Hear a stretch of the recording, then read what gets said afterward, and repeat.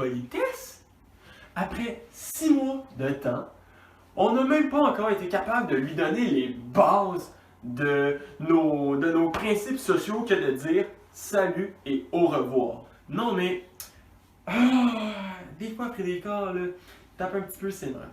En tout cas, pour faire court, là, on était au camp d'automne, parc d'Ayamaska, il y avait Frédérica, on est parti, mais le père d'Ayamaska nous a rappelé 2 jours plus tard pour nous dire on n'a pas le droit de laisser une personne sur les sites de camp. Il faut ramener tout le monde.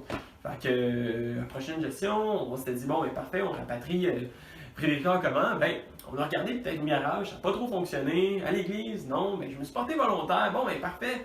Il dort chez nous depuis 6 mois. Quand je pars à l'Uni, Frédérica prend mon lit, puis quand je reviens, il dort dans le camp. Parfait, aucun problème de même.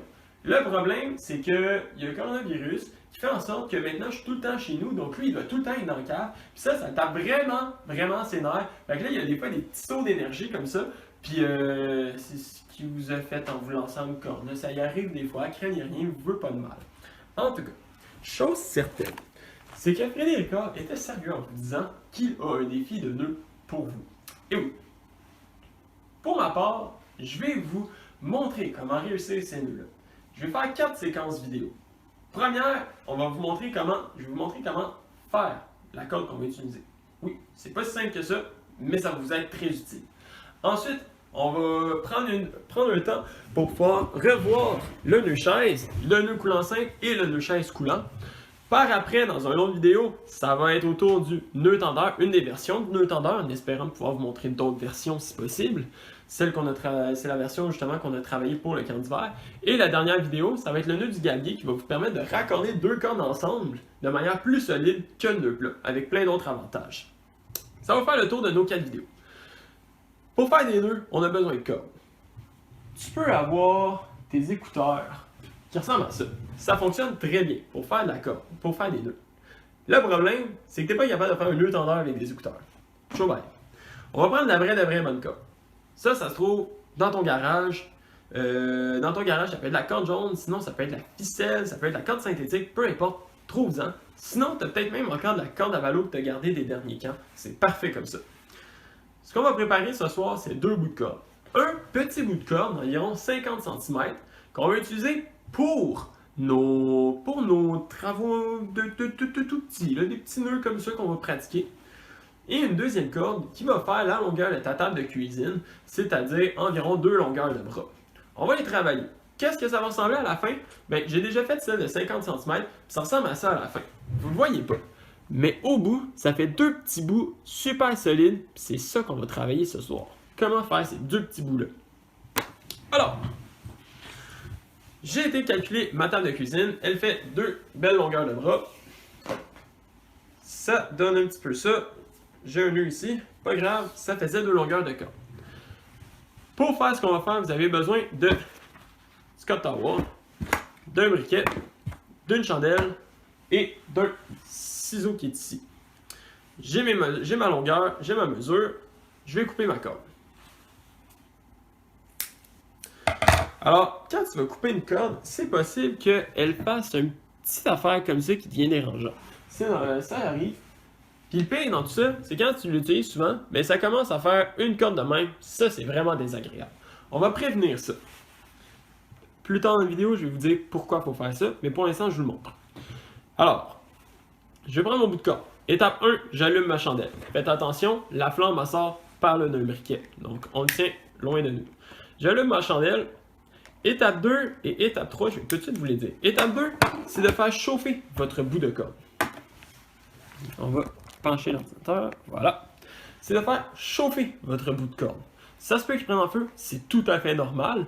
Ce qui va arriver, c'est que ça va faire fondre le bout de la corde et faire un petit amas de corde fondue, comme on pourrait dire. L'étape 3, il va falloir tout de suite, je vous l'explique parce que je ne pourrais pas le faire en même temps, c'est de prendre un Scott Tower, mettre votre corde dedans, puis tirer. Faites 2-3 épaisseurs pour ne pas vous brûler. On passe ça, donc je prends ma corde et je l'amène pour la chauffer. Ce qui arrive, c'est que c'est une réaction chimique de combustion, tout à fait connue quand on joue dans le feu. La corde, dans le fond, c'est une corde synthétique, donc c'est une corde très proche du plastique, donc du pétrole, qui est hautement combustible. Et c'est pour ça qu'elle brûle lorsqu'on l'approche du feu. Alors, vous voyez bien que j'ai réussi à faire mon petit bout solide. On va refaire le deuxième pour le bout en dessous de ma corde. Pour le deuxième bout de ma corde, je vais vous l'expliquer cette fois-ci. Donc, j'approche, j'attends que ma corde prenne en feu ou fonde. Et on va voir apparaître un petit bout vraiment grossier comme ça de corde fondue. Je vais le mettre dedans et je vais tirer. Comme ça. Et maintenant, ça donne un bout plus solide, mais aussi plus petit que ma corde elle-même, ce qui est parfait. Faire sa corde de cette façon-là est utile dans votre préparation de camp. Je vous explique. Quand vous allez partir en camp plus tard, vous ne voudriez peut-être pas apporter votre ballot de corde. On sait c'est gros comment un ballot de corde. C'est gros de même. Tu ne veux pas apporter ça en camp quand tu pars en léger ou juste en sac à dos. Ce que tu vas faire, c'est des petits bouts de corde. Ça, on est super bon là-dedans, des petits bouts de corde, on en ramène à chaque camp. Tes petits bouts de corde, tu veux les réutiliser. C'est parfait.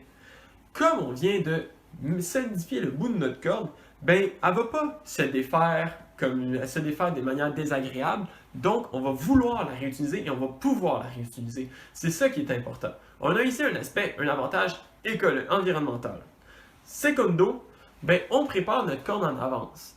Donc ça fait en sorte que tu n'auras pas à apporter le ballot de corde, donc tu as un avantage logistique. Tu as une affaire de moins à apporter, mais tu as aussi une affaire de moins à transporter. Fait que c'est aussi une économie d'énergie. Tertio, tu as une occasion de moins de te couper. Dans le fond, en camp, c'est simple, on veut avoir le moins de chances possible de se blesser. Si on découpe déjà en avance notre corde, ça fait une opportunité de moins qu'on a d'utiliser notre canif et c'est parfait comme ça. Alors, je vais vous donner 3 avantages que de préparer sa corde et c'est le but de notre capsule pour ce soir. Donc, j'ai 2 cordes, une de 50 cm, une de 2 longueurs de bras. C'est là-dessus qu'on va faire nos nœuds. Les 3 prochaines capsules viendront sous peu. Moi, je vais bien. L'université n'est pas terminée, n'est pas non plus fermée. J'ai des cours à distance, j'ai mes travaux de session à remettre. Mais sinon, aujourd'hui, voyez-vous, j'ai pris quelques heures pour aider mes parents à peinturer le sous-sol. Je vous invite justement à aider vos parents à faire pareil. Je vous dis, bonne semaine, mes kings!